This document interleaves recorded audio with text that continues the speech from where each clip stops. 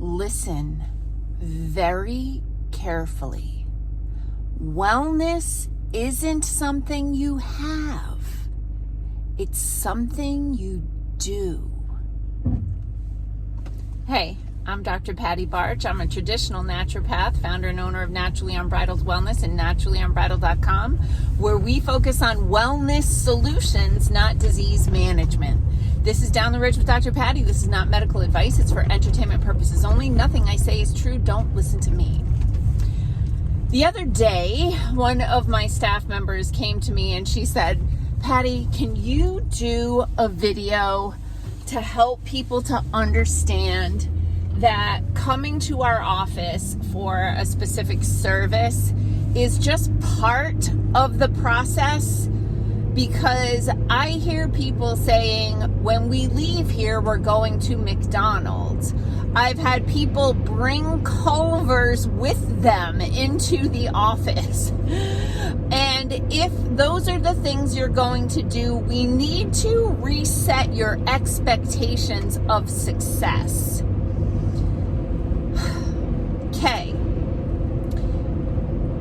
I want you to understand that whoever you are going to, whether it's a medical person or a holistic person or an integrative person, that the time you spend in their office is just part of the process of your healing journey.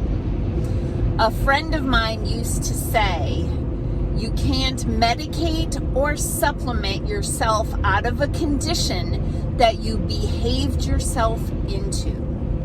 So if you're coming in with a child who has behavioral issues, sleep issues, like, bedwetting, that sort of thing, and you tell the kid, if you're good for your appointment here today, whether we're doing PMF, Firefly, or, a consultation or whatever, we'll stop at McDonald's and get you like your chicken nuggets, your Happy Meal, your soda, your canola oil fried GMO potatoes. You're not gonna get the results that you've invested in and that you've come there for.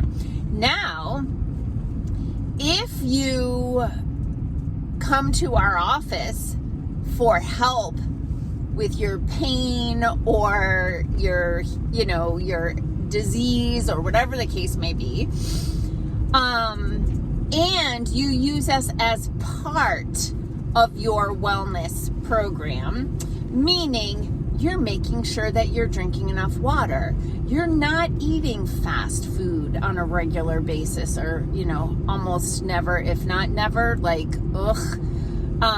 that you're eliminating artificial colors, flavors, sweeteners, and preservatives, that you're making sure that you get good sleep, that you are moving your body. I didn't know the roads were going to be crappy.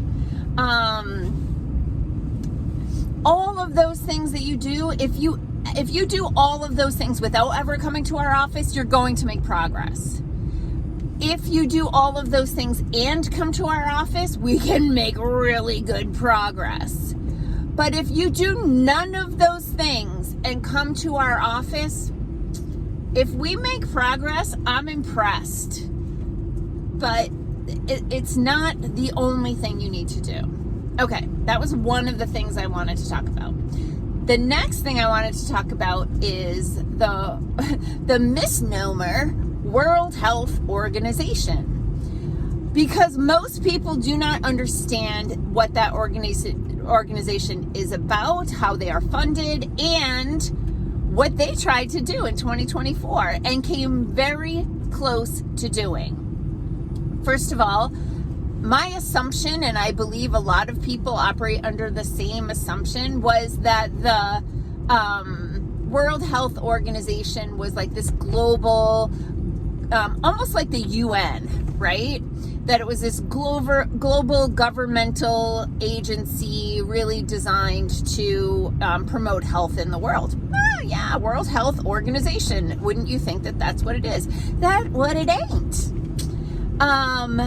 If you look at who funds the World Health Organization, the top notch can fluctuate from year to year who's giving the most money for whatever reason. But and the United States was up there in the top donors, in very recent years. But way up there, always in the top couple, if not the top 3, has been the Bill and Melinda Gates Foundation.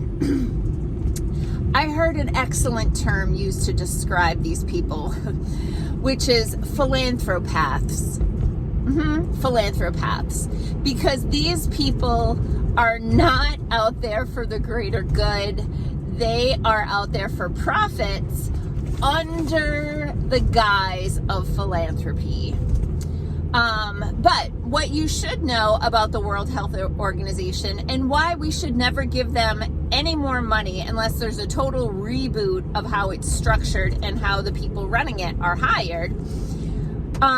The World Health Organization put together a binding referendum that it wanted all of its members to sign. And that referendum, which I did a video about this before, they kept changing the name so that people couldn't do internet searches to read what prior iterations were, because it was so horrifying that countries were like, no, we're not signing that. And they would rewrite it and change the name so that it was really easy to lose track of what their original intent behind this referendum was.